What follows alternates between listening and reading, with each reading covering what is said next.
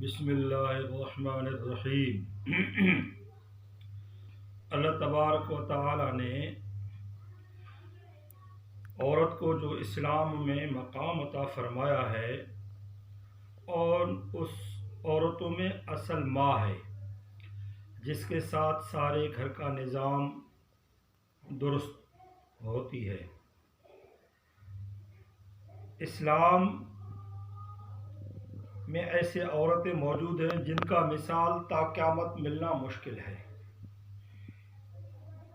تمام دنیا کے مذاہب اپنے کردار پر ناز کرتے ہیں، لیکن اسلام نے جو پاک دامنی، با کردار، طاہرہ، طیبہ عورتیں عطا فرمائی ہیں، تا حیات ان کا مثال ملنا مشکل ہے۔ ہاں، یونان رباط النو پہ تو نخرہ کر کے پیش کر سکتے ہیں، ہندوستان عصمت وفاف دیویوں کے نام لے کر تو بتا سکتے ہیں، یورپ گولڈن اور ڈیڈی اور چنچنگ آزمائی ہوئی عورتوں کو منظر عام پر تو لا سکتی ہے، لیکن ترقی دنیا پاک دامنی میں اسلام میں جو عورتیں آئی ہیں ان کا مثال تا قیامت پیش نہیں کر سکتا۔ اگر آپ مصر کو لیں گے تو وہاں پر تمہیں بی بی آسیہ بن مزاحم جیسی عورتیں تمہیں نظر آئیں گی۔ تورات کو اٹھاؤ گے تو مریم بنت ہارون، اور قرآن کے اندر بھی ان کا تذکرہ تمہیں ملے گا۔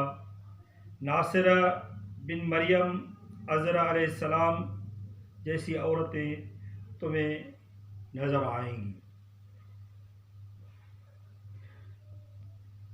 مدینہ طیبہ میں اگر نظر ڈالو گے تو اماں فاطمۃ الزہرا رضی اللہ تعالی عنہا، سیدہ اماں عائشہ صدیقہ رضی اللہ تعالی عنہا، اور مکہ میں سیدہ خدیجۃ الکبریٰ رضی اللہ تعالی عنہ جیسی عورتیں تمہیں نظر آئیں گی۔ ایسی دنیا میں کوئی مثال تم پیش نہیں کر سکتے کہ اتنے مقام و عزت کے باوجود بھی اور اتنے مرتبے کے باوجود بھی اس حال میں وہ ہوں، ایسا تمہیں پیش نہیں آ سکتا ہے۔ جیسے کہ ایک دفعہ حضرت علی رضی اللہ تعالیٰ عنہ نے اپنے ایک شاگرد کو فرمایا کہ میں تمہیں اپنا اور فاطمہ رضی اللہ تعالیٰ عنہ کا، جو حضور صلی اللہ علیہ وسلم کی سب سے زیادہ لاڈلی بیٹی تھی، قصہ سناؤں؟ شاگردوں نے عرض کیا ضرور۔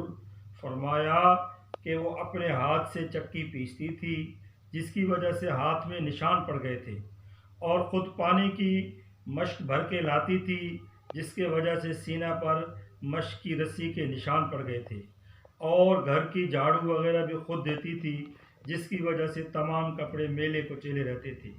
ایک مرتبہ حضور اقدس صلی اللہ علیہ وسلم کے پاس کچھ غلام باندیاں آئی۔ میں نے فاطمہ سے کہا کہ تم بھی جا کر حضور صلی اللہ علیہ وسلم سے خدمت گزار مانگ کر لاؤ تاکہ تم کو کچھ مل جائے۔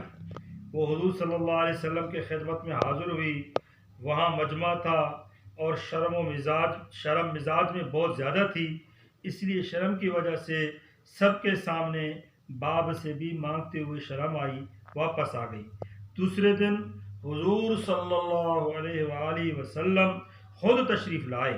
ارشاد فرمایا، فاطمہ رضی اللہ تعالی عنہ، کل تم کس کام سے گئی تھی؟ وہ شرم کی وجہ سے چپ ہو گئی۔ میں نے عرض کیا، یا رسول اللہ صلی اللہ علیہ وسلم، ان کی یہ حالت ہے کہ چکی کی وجہ سے ہاتھوں میں گٹے پڑ گئے اور مشق کی وجہ سے سینے پر رسی کے نشان ہو گئے، اور ہر وقت کے کاروبار کی وجہ سے کپڑے میلے رہتے ہیں۔ میں نے ان سے کل کہا تھا کہ آپ کے پاس خادمہ آئے ہوئے، ایک یہ بھی مانگ لے، اسی لیے گئی تھی۔ بعض روایت میں آیا ہے کہ حضرت فاطمہ رضی اللہ تعالیٰ عنہ نے عرض کیا، یا رسول اللہ، میرے اور علی کے پاس ایک ہی بستر ہے، اور وہ بھی مینڈے کے ایک کھال کی ہے، رات کو اس کو بچھا کر سو جاتے ہیں، صبح کو اس پر گھاس دانہ ڈال کر اونٹ کو کھلاتے ہیں۔ حضور صلی اللہ علیہ وسلم نے ارشاد فرمایا کہ بیٹی صبر کر۔ حضرت موسیٰ علیہ السلام اور ان کے بیوی کے پاس 10 برس تک ایک ہی بچھونا بستر تھا، وہ بھی حضرت موسیٰ علیہ السلام کا چوغا تھا۔ رات کو اسی کو بچھا کر سو جاتے تھے۔ تو تقوی حاصل کر اور اللہ سے ڈر اور اپنے پروردگار کا فریضہ ادا کرتی رہ اور گھر کے کاروبار کو انجام دیتی رہ، اور جب سونے کے واسطے لیٹا کرے تو سبحان اللہ 33 مرتبہ، الحمدللہ 33 مرتبہ اور اللہ اکبر 34 مرتبہ پڑھ لیا کر، یہ خادم سے زیادہ اچھی چیز ہے۔ حضرت فاطمہ رضی اللہ تعالیٰ عنہ نے عرض کیا میں اللہ اور اس کے رسول سے راضی ہوں، یعنی جو اللہ اور اس کے رسول کی رضا میرے بارے میں ہو مجھے بخوشی منظور ہے۔ یہ تھی زندگی دو جہان کے بادشاہ کی بیٹی کی۔ آج ہم لوگوں میں سے کسی کے پاس 2 پیسے ہو جائیں تو اس کے گھر والے گھر کا کام کاج درکنار اپنا کام بھی نہ کر سکتے ہیں۔ پاخانہ میں لوٹا بھی ماہی ہی رکھ کر آئے۔ اس واقعے میں جو اوپر گزر گیا صرف سونے کے وقت کا ذکر ہے۔